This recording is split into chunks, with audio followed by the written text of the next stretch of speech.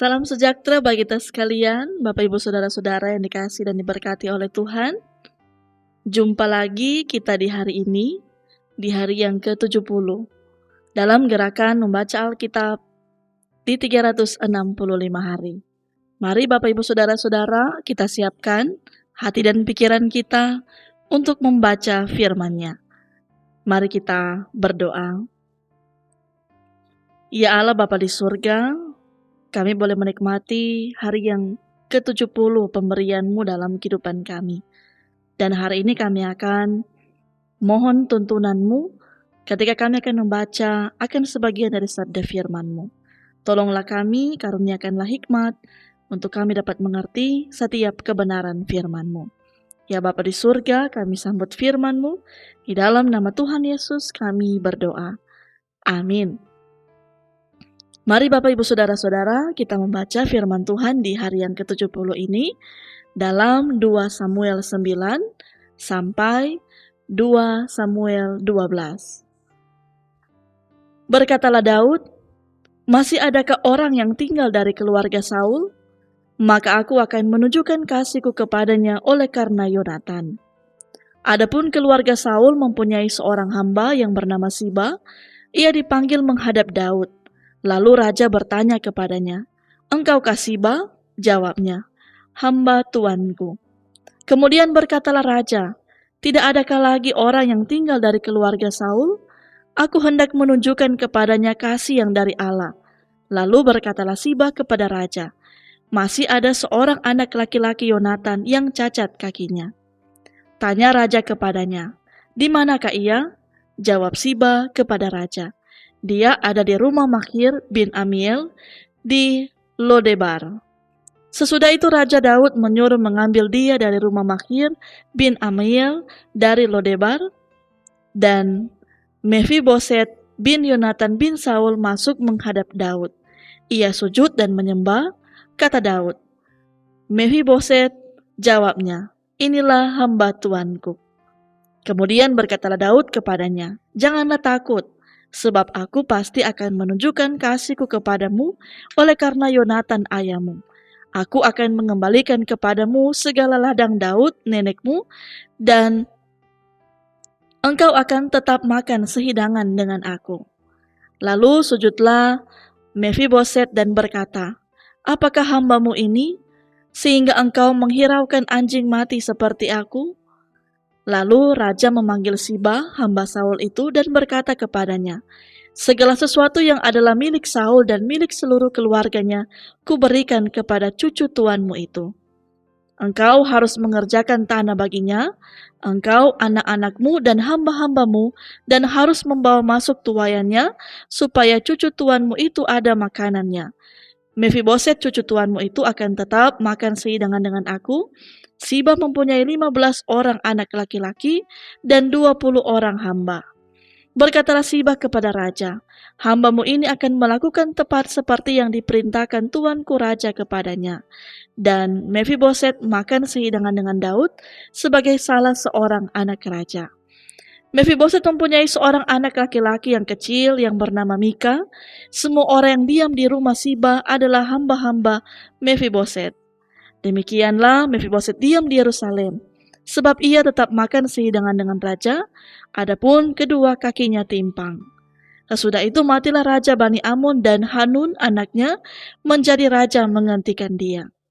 Lalu berkatalah Daud, "Aku akan menunjukkan persahabatan kepada Hanun bin Hahas, sama seperti ayahnya telah menunjukkan persahabatan kepadaku." Sebab itu Daud menyuruh menyampaikan pesan turut berduka cita kepadanya dengan perantaraan pegawai-pegawainya karena kematian ayahnya. Tetapi ketika pegawai-pegawai Daud sampai ke negeri Bani Amon itu, berkatalah pemuka-pemuka Bani Amon itu kepada Hanun, tuan mereka, "Apakah menurut anggapanmu Daud hendak menghormati ayahmu, karena ia telah mengutus kepadamu orang-orang yang menyampaikan pesan turut berduka cita? Bukankah dengan maksud untuk menyelidik kota ini, untuk mengintainya dan menghancurkannya, maka Daud mengutus pegawai-pegawainya itu kepadamu?" Lalu Hanun menyuruh menangkap pegawai-pegawai Daud itu, disuruhnya mencukur setengah dari janggut mereka dan memotong pakaian mereka pada bagian tengah sampai pantat mereka, kemudian dilepasnya mereka. Hal ini diberitahukan kepada Daud. Lalu disuruhnya orang menemui mereka, sebab orang-orang itu sangat dipermalukan. Raja berkata, "Tinggallah di Yeriko sampai janggutmu itu tumbuh, kemudian datanglah kembali." Setelah dilihat Bani Amon bahwa mereka dibenci Daud, maka Bani Amon itu menyuruh orang-orang menyewa dari orang Aram Bet Rehob dan orang Aram dari Soba, 20.000 orang pasukan berjalan kaki dari raja negeri Maka, 1.000 orang, dan dari orang-orang Tob, 12.000 orang. Ketika Daud mendengar hal itu, disuruhnyalah Yoab maju dengan segenap pasukan pahlawan. Lalu Bani Amon maju, diaturnya barisan perangnya di depan pintu gerbang, sedang orang Aram dari Soba dan dari Rehob dan orang-orang Tob dan Maka ada tersendiri di padang. Ketika Yoab melihat bahwa serangan itu mengancam dia dari depan dan dari belakang, maka dipilihnyalah sebagian dari orang pilihan Israel. Lalu ia mengatur barisan mereka berhadapan dengan orang Aram itu. Selebihnya rakyat itu ditempatkannya di bawah pimpinan Abisai adiknya yang mengatur barisan mereka berhadapan dengan Bani Amon itu. Lalu berkatalah Yoab, "Jika orang Aram itu lebih kuat daripadaku, maka haruslah engkau menolong aku. Tetapi jika Bani Amon itu lebih kuat daripadamu, maka aku akan datang menolong mereka. Kuatkanlah hatimu dan marilah kita menguatkan hati untuk bangsa kita dan untuk kota-kota Allah kita. Tuhan kiranya melakukan yang baik di matanya." Lalu Yoab dan tentara yang bersama-sama dengan dia maju berperang melawan orang Aram, dan orang-orang itu melarikan diri dari hadapannya. Ketika Bani Amon melihat bahwa orang Aram sudah melarikan diri, maka mereka pun larilah dari hadapan Abisai dan masuk ke dalam kota. Sesudah itu pulanglah Yoab setelah memerangi Bani Amon dan sampailah ia ke Yerusalem. Ketika orang Aram melihat bahwa mereka telah terpukul kalah oleh orang Israel, maka berkumpullah mereka bersama-sama. Juga Hadadeser menyuruh orang Aram yang di seberang sungai Efrat maju berperang. Mereka sampai ke Helam di bawah pimpinan Sobak, panglima tentara Hadadeser. Setelah hal itu diberitahukan kepada Daud, maka dikumpulkannyalah seluruh orang Israel. Diseberanginya sungai Yordan, lalu sampai ke Helam. Orang Aram mengatur barisannya berhadapan dengan Daud dan bertempur melawan dia. Tetapi orang Aram itu lari dari hadapan orang Israel, dan Daud membunuh dari orang Aram itu 700 ekor kuda kereta dan 40.000 orang pasukan berkuda. Sobak, panglima tentara mereka, dilukainya sedemikian hingga ia mati di sana. Ketika dilihat semua raja yang takluk kepada Hadadeser bahwa mereka telah terpukul kalah oleh orang Israel, maka mereka mengadakan perdamaian dengan orang Israel dan takluk kepada mereka. Sesudah itu takutlah orang Aram memberi pertolongan lagi kepada Bani Amon. Pada pergantian tahun, pada waktu raja-raja biasanya maju berperang, maka Daud menyuruh Yoab maju beserta orang-orangnya dan seluruh orang Israel. Mereka memusnahkan Bani Amon dan mengepung kota Raba, sedang Daud sendiri tinggal di Yerusalem. Sekali peristiwa pada waktu petang ketika Daud bangun dari tempat pembaringannya, lalu berjalan-jalan di atas soto istana, tampak kepadanya dari atas soto itu seorang perempuan sedang mandi. Perempuan itu sangat elok rupanya. Lalu Daud menyuruh orang bertanya tentang perempuan itu dan orang berkata, "Itu adalah Batsheba binti Eliam, istri Uria orang Het itu." Sesudah itu Daud menyuruh orang mengambil dia. Perempuan itu datang kepadanya, lalu Daud tidur dengan dia. Perempuan itu baru selesai membersihkan diri dari kenajisannya. Kemudian pulanglah perempuan itu ke rumahnya. Lalu mengandunglah perempuan itu dan disuruhnya orang memberitahukan kepada Daud, "Demikian, aku mengandung." Lalu Daud menyuruh orang kepada Yoab mengatakan, "Suruhlah Uria, orang Het itu datang kepadaku." Maka Yoab menyuruh Uria menghadap Daud. Ketika Uria masuk menghadap dia, bertanyalah Daud tentang keadaan Yoab dan tentara dan keadaan perang. Kemudian berkatalah Daud kepada Uria, "Pergilah ke rumahmu dan basuhlah kakimu." Ketika Uria keluar dari istana, maka orang menyusul dia dengan membawa hadiah raja.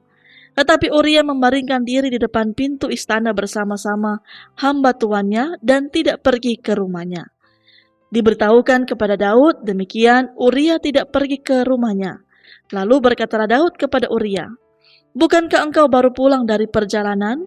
Mengapa engkau tidak pergi ke rumahmu?" Tetapi Uria berkata kepada Daud, "Tabut serta orang Israel dan orang Yehuda diam dalam pondok. Juga tuanku Yoab dan hamba-hamba tuanku sendiri berkemah di padang. Masakan aku pulang ke rumahku untuk makan, minum, dan tidur dengan istriku? Demi hidupmu dan demi nyawamu, aku tak akan melakukan hal itu." Kata Daud kepada Uria, "Tinggallah hari ini di sini. Besok aku akan melepas engkau pergi."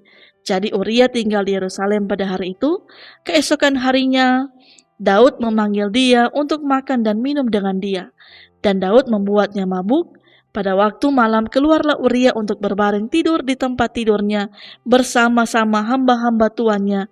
Ia tidak pergi ke rumahnya. Perginya Daud menulis surat kepada Yoab dan mengirimkannya dengan perantaraan Uria.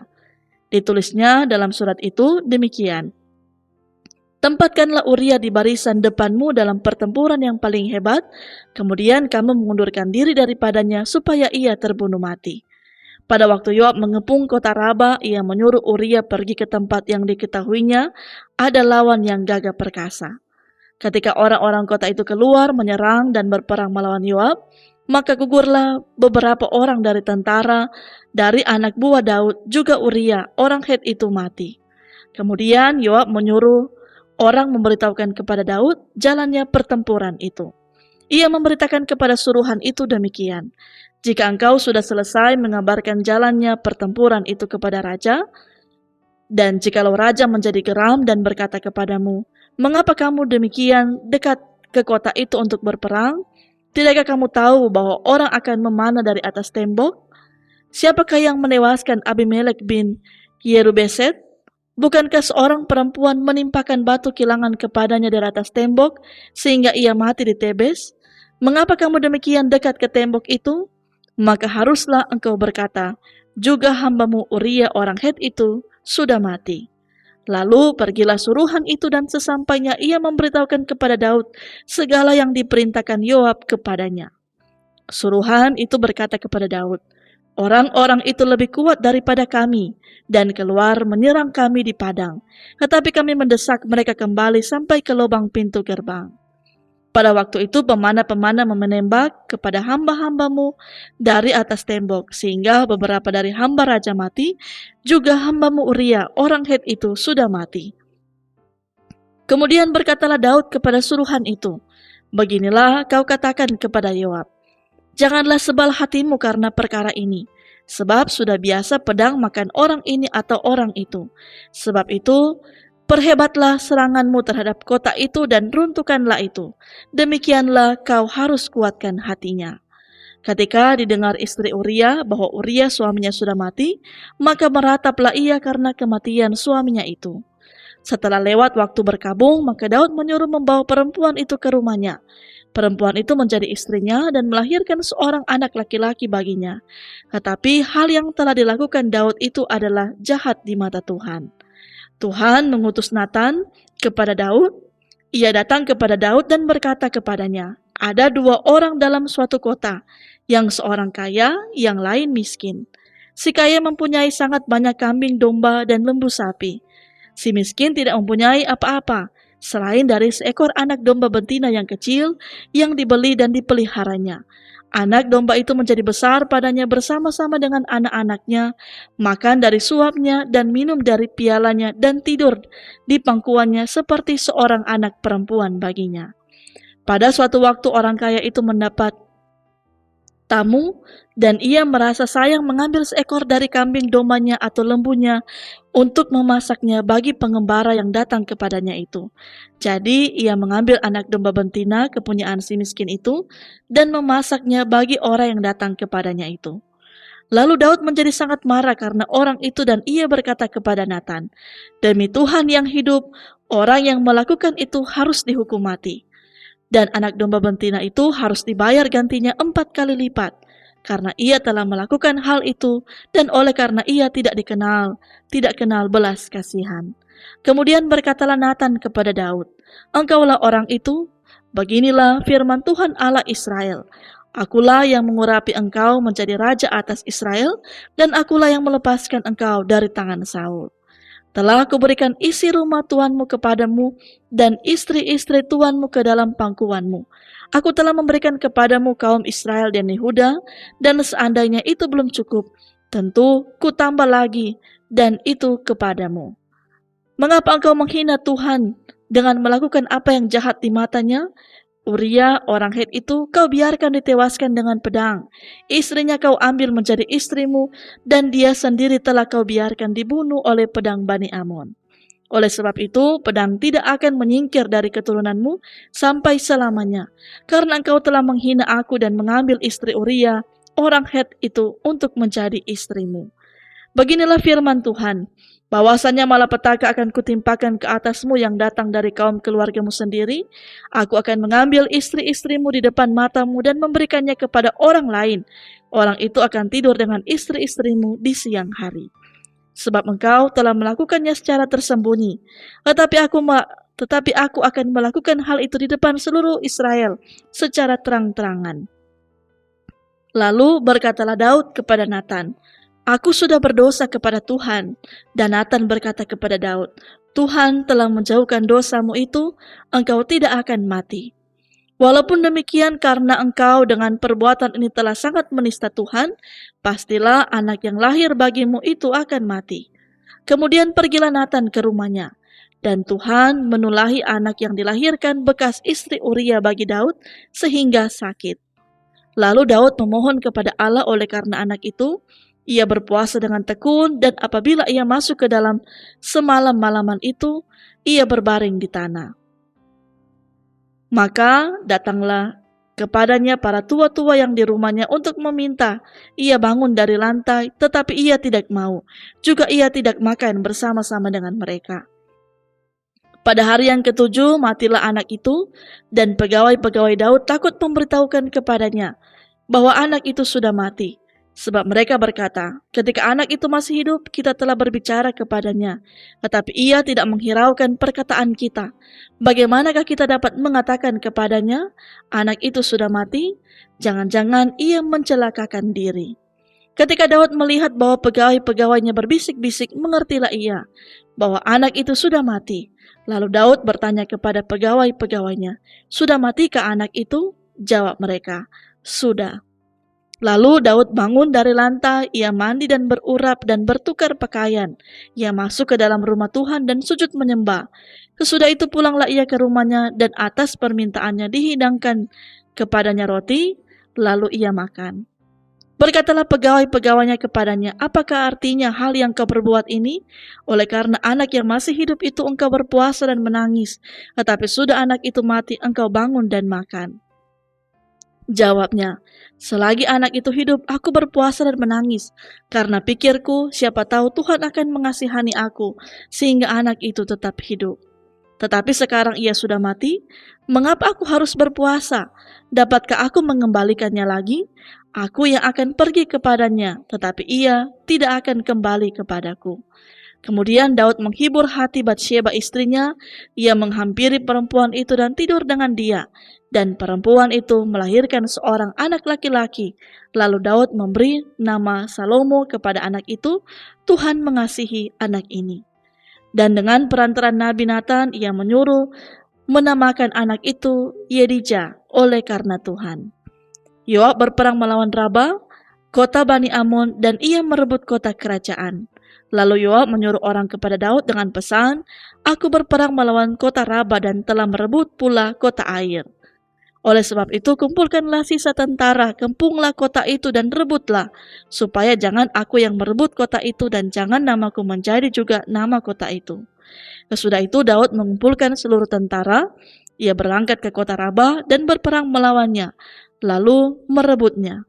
Ia mengambil mahkota dari kepala raja mereka, beratnya setalenta emas, bertatakan sebuah batu permata yang mahal, dan itu dikenakan pada kepala Daud. Juga diangkutnya banyak sekali jarahan dari kota itu. Penduduk kota itu diangkutnya dan dipaksanya bekerja dengan gergaji. Penggerek besi dan kapak juga dipekerjakannya mereka di tempat pembuatan batu bata. Demikianlah juga diperlakukan Daud segala kota Bani Amon. Sesudah itu pulanglah Daud dengan seluruh tentara ke Yerusalem. Demikianlah Bapak Ibu Saudara untuk bacaan di hari yang ke-70 ini. Dan mari kita berdoa. Mengucap syukur kami kepadamu ya Tuhan untuk segala tuntunan-Mu dalam kehidupan kami. Kami dikuatkan, dimampukan oleh Tuhan untuk selalu giat belajar tentang firman-Mu. Dan ajarlah kami ya Tuhan untuk selalu setiap hari kehidupan kami. Biarlah semuanya itu kami akan isi dengan kebenaran firman-Mu. Dan kami akan percaya ketika setiap hari kehidupan kami menyenangkan hati Tuhan, maka Tuhan pun akan senantiasa melihat segala keberadaan kehidupan kami. Berkatilah kami semua, seluruh anggota jemaat Kemin Bukit Muria Rike, bahkan seluruh perangkat pelayanan yang ada, dan bagi juga seluruh jemaat yang di luar jemaat Kemin Bukit Muria Rike yang juga selalu setia mengikuti gerakan membaca Alkitab di 365 hari. Berkatilah kami semua, harapan, kerinduan kami, biarlah semuanya itu ada dalam kendali-Mu ya Tuhan. Terima kasih ya Tuhan, inilah syukur kami dan doa kami kepadamu. Di dalam nama Tuhan Yesus kami berdoa. Amin. Demikianlah Bapak Ibu Saudara-saudara untuk bacaan Alkitab kita di hari yang ke-70 ini. Tuhan memberkati dan menyertai kita sekalian. Damai di hati, Shalom.